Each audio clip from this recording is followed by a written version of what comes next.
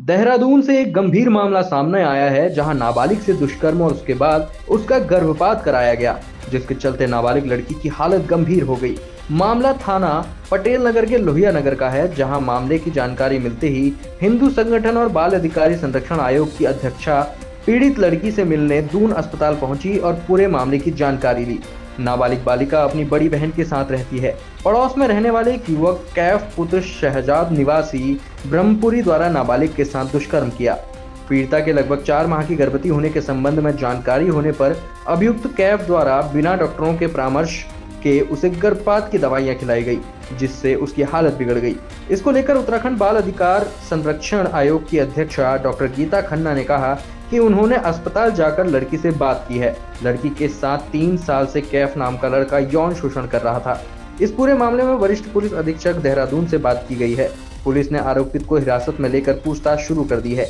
वहीं मामले की जानकारी मिलते ही बजरंग दल देहरादून के प्रमुख विकास वर्मा भी अपने साथियों के साथ अस्पताल पहुंचे और आरोपी के खिलाफ एसएसपी से मिलकर कड़ी कार्रवाई की मांग की। विकास वर्मा ने कहा कि मासूम बच्चियों को देवभूमि में निशाना बनाया जा रहा है। देखिए, बड़ा डरावना और अत्यंत ही चिंता करने वाला ये मामला है। मामला क्या है, 14 वर्ष की बच्ची है और गर्भ से वो बच्ची होती है। और रात्रि जिस समय ये सूचना हमको प्राप्त हुई किसी के द्वारा, तो ये पता लगा कि उस बच्ची को प्रसव पीड़ा हुई और प्रसव पीड़ा के दौरान उसको जो निवासी ये ब्रह्मपुरी लोहिया नगर वहीं पर ही घर के अंदर उसको प्रसव पीड़ा कराकर उसको रात को कोई गर्भ निरोधक गोली दी गई, जिसको रक्तस्राव हुआ और उसका जो बच्चा था गर्भ से आधा बाहर और आधा अंदर था। इतनी फिर उसके बाद उन्होंने तुरंत मेडिकल उसके लिए 108 पर फ़ोन किया। जब एम्बुलेंस उनके पास पहुंची है तो एम्बुलेंस वालों ने कहा भाई आपको साथ चलना पड़ेगा। तो मौके पर उनको यहाँ दून हॉस्पिटल लाए गए और जब दून हॉस्पिटल लाए तो हमको भी सूचना मिली।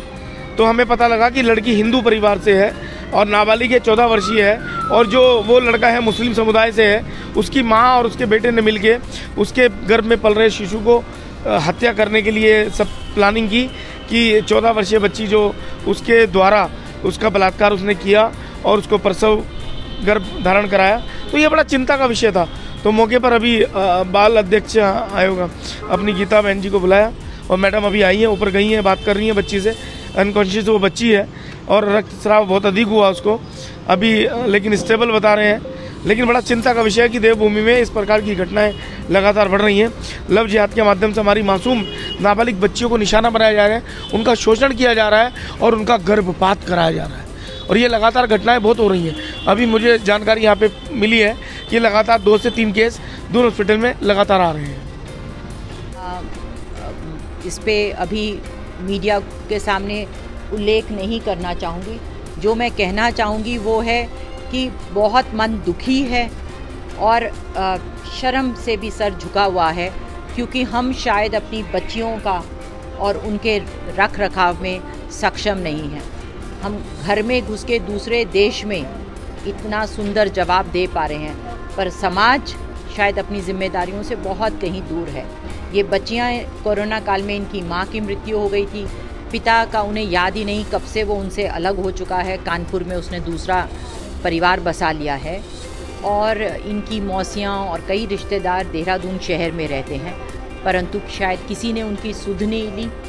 और बड़ी बहन कहती है कि वो काम करती थी।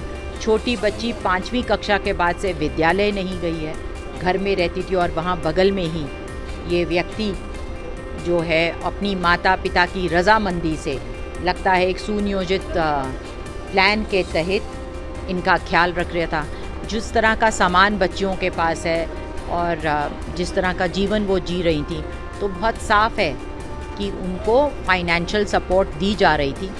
खान पान की कमी दिखती है उनके चेहरों पे है, मैल नरिश्ड हैं, एनीमिक हैं, परंतु हाथ में एप्पल आईफोन है।